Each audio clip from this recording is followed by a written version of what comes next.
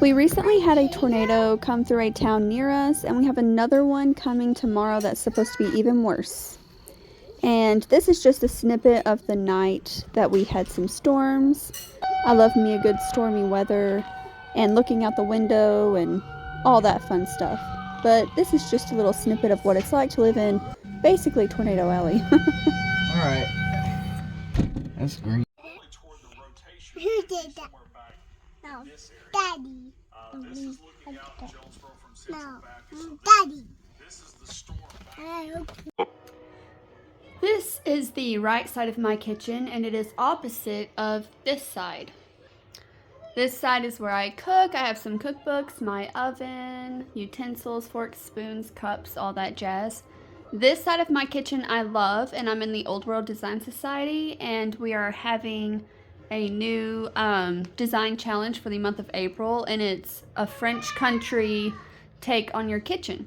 And so this side of my kitchen is perfect and done with that, but I need to work on this side of my kitchen. I use this side of my kitchen. I've been making ornaments, beaded ornaments. These are 4 of them. I have some more. And I also keep some of my kids' homeschool curriculum up here. In this bread box, I actually have cards and stuff from my job. And then this is just, usually I don't do anything with this space here. So I'm just throwing stuff here. And so I need to find a spot for these items and clean up this side of the kitchen and give it that French country aesthetic as well to match the other side of my kitchen. And then this is just some silver, although I'm not sure if it's silver. I know one piece is silver plated, but anyways, getting off track. Let's work some magic. Or actually not magic, but you know, we'll work a little something or another. If you have not heard of the Old World Design Society and that is your preferred aesthetic, I definitely recommend checking out Parisian Farm Girl. She is the one that runs the Old World Design Society. She has an amazing YouTube, cookbook. She does trips to Paris, all that fun stuff. I'm sure you've heard of her. But that's the group that I'm in. And I also love the YouTube channel Homeworthy. And they did a home tour of this woman's house. And she did beaded ornaments. And she sold them, her and her friend, for like lots of money. And I got that idea from her, so I started making some myself for Christmas time. So I'm getting started. And the first one I made, my husband loved it so much, he was like, why don't you make some of those and sell them? And I was like, okay, sure. So I've started making some, and hopefully I'll try and sell them this year. The only problem I find is that they are very expensive to make. I try to buy jewelry at the thrift store. There's a booth across from mine that sells jewelry for $1. So I stock up on some unique ones from there. And they're also very heavy, but I like them. This plate has a chip in it, but it's a set that my parents got me for my wedding from Pioneer Woman, and so I don't really want to throw it away. I'd rather keep it and maybe put it on the wall someday in a plate wall gallery or something like that. I wanted to keep all of my ornament things handy, so I decided to put them in this basket here. So I have all my beads, the ornament balls, all of that fit into this basket, except for that jewelry box. I had to put it down below in a cabinet. But that way it stays on the counter and I can easily grab it and then put the stuff away, but have it still look pretty. And later on in this video, you will see that I put on top 2 vintage cloth napkins that have some embroidery on them and some, like ruffles on the edge to give it some like dimension and texture. But it also covers up all of this mess in the basket. And voila, there it all goes. And I know you may think, does she speak French because that was so fluent? No, I do not. I'm just, naturally gifted, I guess. And that was a joke. So here's one of the ornaments I made. That one was super heavy. It included some beads from Tanzania, some seeds from a tree, and pearls, things like that. This one includes, those flowers are actually earrings. And then I also have brooches stuck into this foam ball. I buy the balls at Walmart. And then I buy long pearlized pins, pearlized pins. And then I also use hot glue to stick the beads on. One of these days I'll do an in-depth video just on making beaded ornaments. This was everyone in my family's favorite ornament, and it was my least favorite. So we all have different styles, but it is cute. And I thought it would look cute to put them all in this silver bowl that I picked up off Facebook Marketplace. They kind of reflect the shiny beads on the sides, and it just looks really cool. We did put an offer in on a house, and it was accepted. So at the end of this month, so the month of April, we will be moving. I'm going to miss the charm of this house. This house is almost 100 years old, and I love all the quirky details and architectural things that this house has to offer. And our new house was built in 1999, so it obviously lacks some of these details that I personally love, but they are details that I will be able to add in on my own. It lacks windows, but we can put those in. And the doors are boring, but we can change those with Facebook Marketplace. So once I move, my channel will be about renovating and redecorating this new house. The master bedroom has carpet. I plan on ripping that out before I even put my bedroom in there, because it's the same carpet from 1999, so it's almost as old as I am. I also bought this typewriter off of Facebook Marketplace. I've been watching videos on how to clean it and restore it and use it, and hopefully I will get that fixed up. I had a TikTok friend tell me to put recipe cards between the keys, and I thought that was such a cute idea. So I need to write some up and do that soon. And I love this lamp here. You can never go wrong with multiple lamps. Or you can, I just am lamp blind, maybe. And here is a little spring home tour.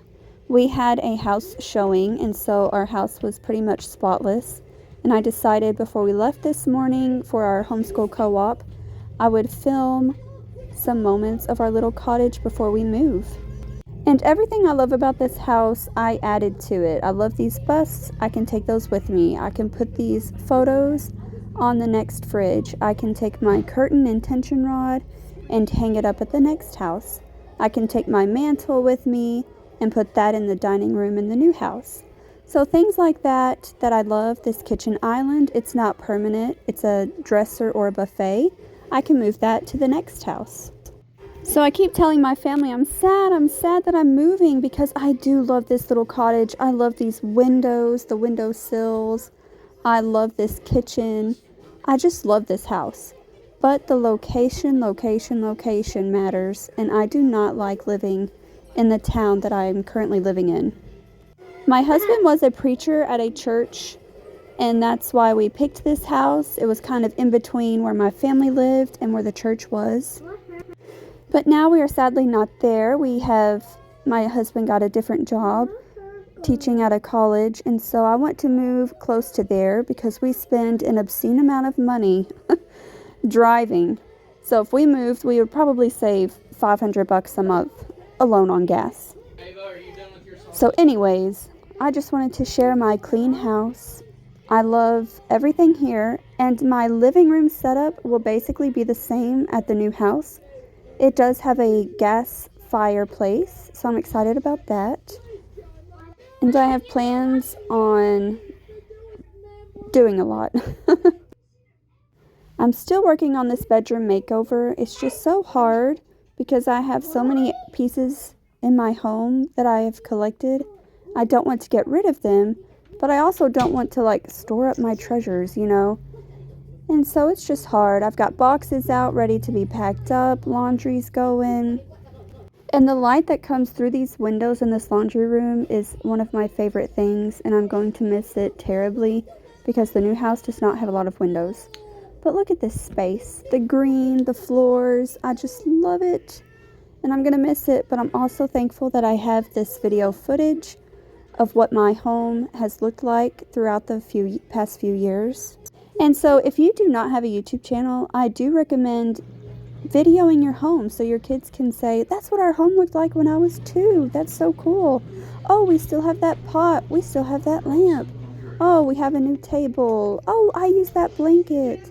You know, just like memories that your kids will have and you can look back on videos. My parents videoed a lot when we were kids, and we love watching those videos. It's fun to see like, oh, that's the toy I got at that birthday, and so on. And it's just so sweet to have those memories.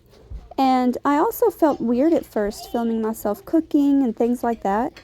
But I also know that my kids will have these in the future, and hopefully they will cherish these videos, or my grandkids. And I don't just keep them on YouTube as a memory. I also save them for myself. I put them on YouTube because I like making videos. It's a fun, creative outlet for me, and I truly enjoy it. And also, wouldn't it be great if I made money off of YouTube? Like, who wouldn't love that? I will say, though, I've been doing this for, I don't know. I did it for a few years after my son was born, maybe a year, and then I got pregnant with my daughter. And when I get pregnant, I get sick. And so I stopped, and then I started back up when she was about 6 months old, I think. And she's almost 3.5. So I haven't gotten rich off of YouTube just yet, but hey, you never know.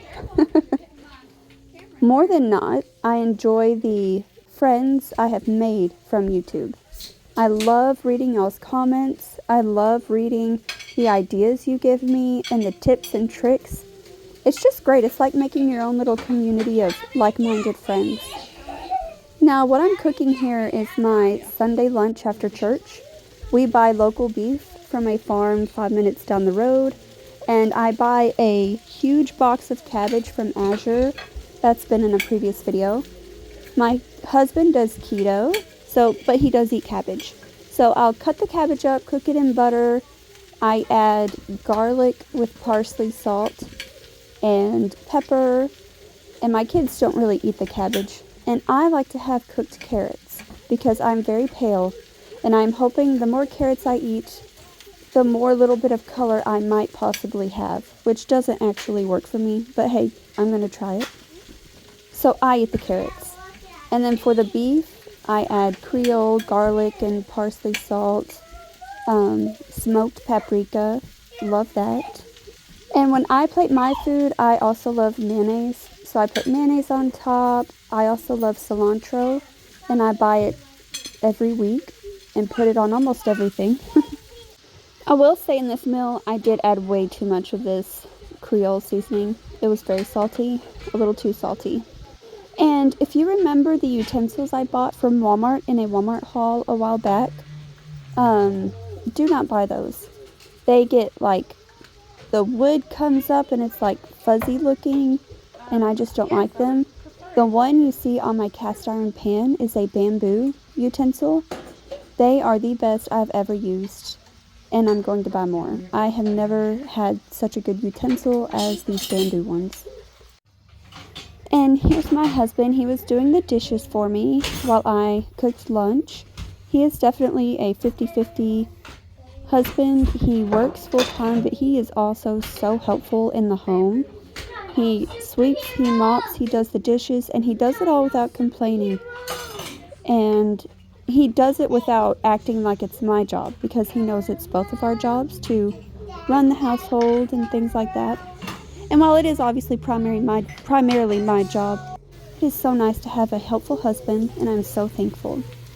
So thank you so much. Please like and subscribe down below, and tell me what you eat with your cabbage, because I'm tired of eating the same thing basically every day. See you next time.